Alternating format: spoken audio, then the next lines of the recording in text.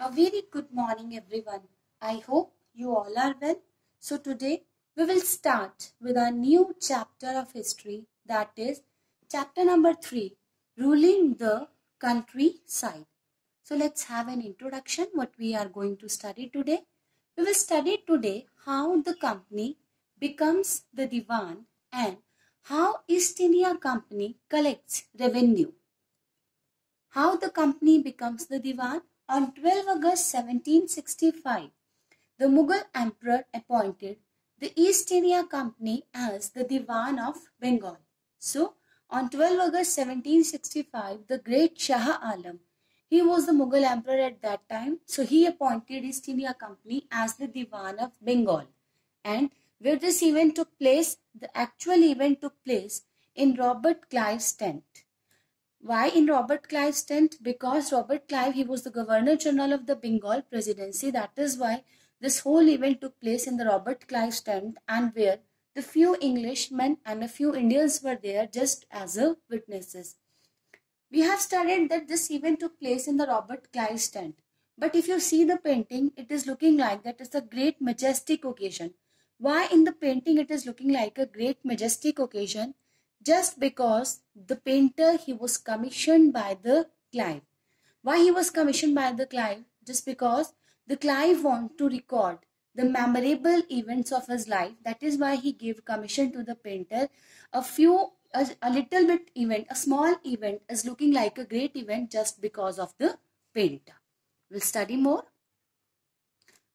As Diwan, the company became the chief financial administrator of the territory under its control. Now, being a Diwan, company has also become a financial administrator of the territory which is under their Diwani. Now, it had to think of administrating the land, organizing its revenue resources. Now, what is their main thing is they want to administer the land just because they want to organize the revenue resources. This had to be done in a way that could yield enough revenue to meet the growing expenses of the company. So they want that it should be done in such a way that the production will be more and the revenue will be more. If the more revenue will be there, it can meet the growing demand of the company. A trading company had also to ensure that it would buy the products it needed and sell what it wanted. So though the company becomes the Diwan, it was a trader also. They would also want to ensure that they would buy the products which they needed and will sell what they wanted. Company also learned that it had to move with some caution. The company, being the Diwan, also learned that they have to move with some caution. Why? Because being an alien power, it needed to pacify those who in the past had ruled the countryside and enjoyed authority and prestige. So being an alien power, that means being an outsider, they should keep in mind that who is in the past and those who had ruled the countryside and enjoyed authority and prestige, they have to keep in mind. And they want to control the local power. East India Company want to control the local power, but what they thought, they should control the local power, but it should not be entirely eliminated. Now, the revenue for the company. So, we have studied that East India Company became the Diwan, but we also know that earlier it was a trader. So, being a Diwan, what the company wanted? Being a Diwan, the company wanted a large revenue, and being a trader, the company was unwilling to set up any regular system of assessment and collection because they thought we are the trader. Why should we set up any system of assessment and collection? And what happened? All the impact on India. It affects India. We will study how it affects India.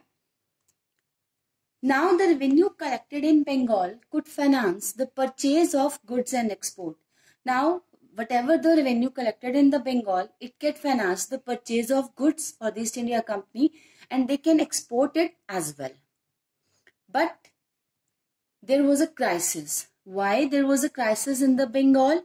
We'll study how there was a crisis because the Bengal economy, it was facing a deep crisis. First, why the Bengal economy was facing the crisis? Just because the impact on artisans. The first economic reason was the artisans. They were visiting the villages, since they were being forced to sell their goods to the company at low prices. So why the crisis in the Bengal was there? Because the artisans, they were deserting the villages. The company, they were being forced to sell. The company was forcing them to sell their goods to the company at low prices. And second was peasants. That is why the Bengal economy was in the crisis, because the peasants, they were unable to pay the dues that were being demanded from them. So peasants, they were unable to pay their dues. That is why they were also deserting the villages. And the last was famine of 1770.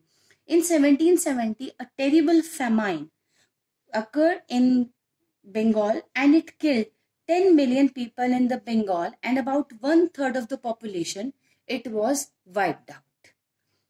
So we have studied how the East India Company becomes the Diwan and how the East India Company collects revenue for the company. We'll study more in the next video.